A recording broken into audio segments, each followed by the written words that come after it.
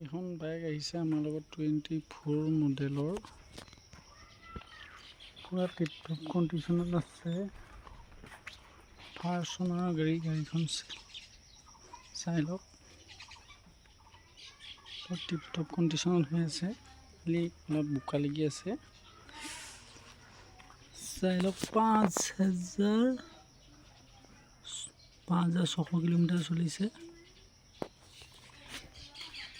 বহুত টিপটপ কণ্ডিশ্যনত আছে। চাই লওক, কাৰোবাক লাগে যদি সোনকালে যোগাযোগ কৰক।